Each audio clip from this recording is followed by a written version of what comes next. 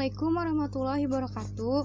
Perkenalkan, kami dari kelompok 3 yang beranggotakan. Yang pertama ada Dira Ilmana Isra dengan nomor BP 20160045. Kemudian ada saya sendiri, Alifia Nurfala dengan nomor BP 20160046. Dan yang terakhir ada Dinda Cahyani dengan nomor BP 20160047. Di sini kami akan membahas tentang struktur atom, partikel penyusun atom, konfigurasi elektron dan elektron valensi.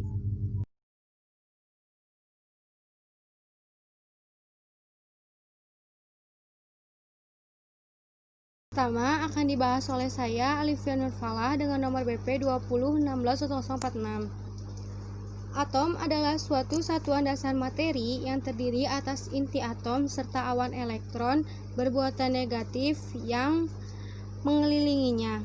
Inti atom terdiri atas proton yang berbuatan positif dan neutron yang bermuatan netral, kecuali pada inti hidrogen yang tidak memiliki neutron. Elektron-elektron pada sebuah atom terikat pada inti atom oleh gaya elektromagnetik. Relatif terhadap pengamatan sehari-hari, atom merupakan objek yang sangat kecil dengan massa yang sama kecilnya pula. Atom hanya dapat dipantau menggunakan peralatan khusus seperti mikroskop penerowongan payaran. Lebih dari 99,9% massa atom berpusat pada inti atom, dengan proton dan neutron yang bermassa hampir sama. Setiap unsur paling tidak memiliki satu isotop dengan inti yang tidak stabil yang dapat mengalami peluruhan radioaktif. Hal ini dapat mengakibatkan transmutasi yang mengubah jumlah proton dan neutron pada inti. Elektron yang terikat pada atom mengandung sejumlah aras, energi ataupun orbital yang stabil dan dapat mengalami transisi antara aras tersebut dengan menyerap ataupun memancarkan foton yang sesuai dengan perbedaan energi antara aras. Elektron pada atom menentukan sifat-sifat kimiawi sebuah unsur dan memengaruhi sifat-sifat magnetis atom tersebut. Atom merupakan partikel terkecil dari suatu unsur yang mengambil bagian dalam reaksi kimia, di mana atom bersifat netral secara elektrisitas yang tersusun atas inti pusat yang bermuatan positif dan dikelilingi oleh satu atau lebih elektron yang bermuatan negatif. Dalam sebuah atom terdiri dari berbagai partikel dasar penyusunnya, di antaranya ada proton, elektron, dan neutron. Yang pertama ada elektron. Partikel dalam atom pertama kali ditemukan oleh fisikawan asal Inggris, yaitu J.J. Thomson pada tahun 1897. Penemuan elektron berkaitan dengan percobaan tentang hantaran listrik melalui tabung hampa, di mana ia melakukan percobaan dengan sinar katode. Eksperimen yang dilakukan Thomson dengan mengamati dua pelat elektrod dalam tabung vakum, di mana ketika dua pelat elektrod tersebut dihubungkan dengan sumber tegangan tinggi dari elektrod negatif atau katod, menjalar sinar menuju elektrod positif atau anod. Yang keluar dari katod disebut sinar katod dan tabung vakum disebut tabung sinar katod. Dari eksperimen ini diperoleh kesimpulan bahwa elektron adalah komponen dasar dari semua atom, di mana sinar katod yang dibelokkan oleh muatan listrik ke arah kutub positif merupakan partikel yang bermuatan listrik negatif. Selanjutnya ada proton. Eugen Goldstein pada tahun 1886 melakukan percobaan dengan menggunakan tabung sinar katod dan menemukan partikel jenis baru dari atom yang disebut sinar tersusun atau sinar positif atau yang disebut sinar anod. Hasil percobaan menunjukkan sinar katod merupakan radiasi partikel yang bermuatan positif, di mana sinar anod bergantung pada jenis gas dalam tabung. Dalam eksperimen tersebut, Goldstein menemukan 3 sifat proton, yaitu proton ditemukan ketika hidrogen digunakan di dalam tabung lucutan. Dalam hal hidrogen, E per M adalah maksimum dan E sama dengan 1,622 dikali 10 pangkat min 19. C dan M sama dengan 1,67 dikali 10 pangkat 27 kg. Proton menanggung muatan positif 1 unit dan 1837 kali lebih berat daripada elektron. Yang terakhir ada neutron.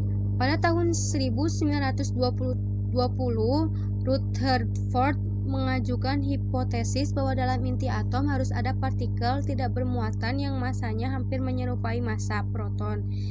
Hipotesis Rutherford berhasil dibuktikan oleh James Chadwick dengan eksperimen yang dilakukannya, yaitu dengan membaki atom berilium dengan sinar alfa. Hasil pembakaran tersebut terdeteksi partikel tidak bermuatan yang memiliki massa hampir sama dengan proton. Oleh karena itu bersifat netral, partikel tersebut dinamakan neutron dan tergolong partikel dasar karena semua atom mengandung partikel tersebut kecuali isotop hidrogen.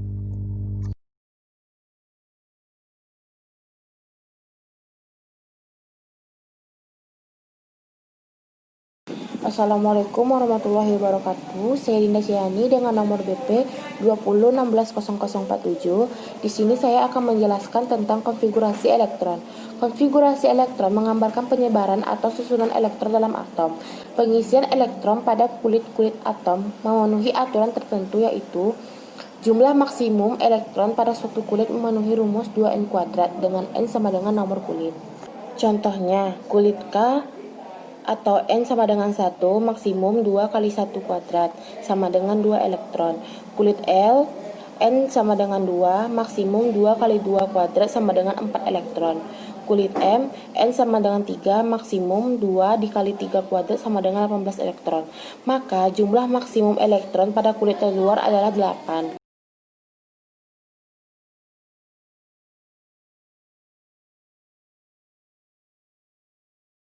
Saya Dira Ilmana Isra, BP 20160045 ingin menjelaskan tentang elektron valensi.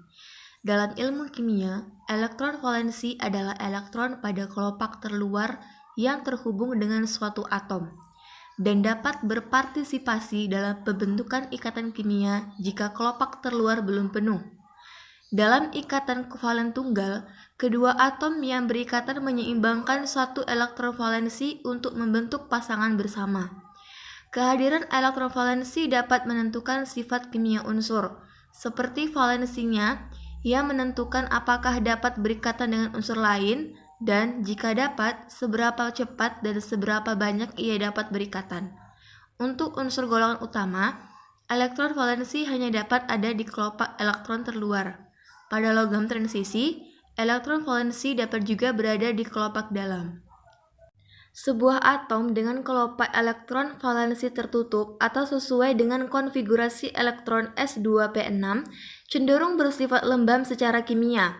Atom dengan 1 atau 2 elektron valensi lebih banyak daripada yang dibutuhkan untuk kelopak atau tertutup sangat reaktif karena alasan berikut.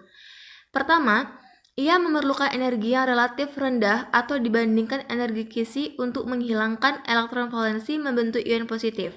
Kedua, karena kecenderungannya untuk mendapatkan maupun menghilangkan elektron valensi atau sehingga membentuk ion negatif atau untuk berbagi elektron valensi atau membentuk ikatan kovalen. Ketiga, serupa dengan elektron pada kelopak bagian dalam, elektron valensi memiliki kemampuan untuk menyerap maupun melepaskan energi dalam bentuk foton.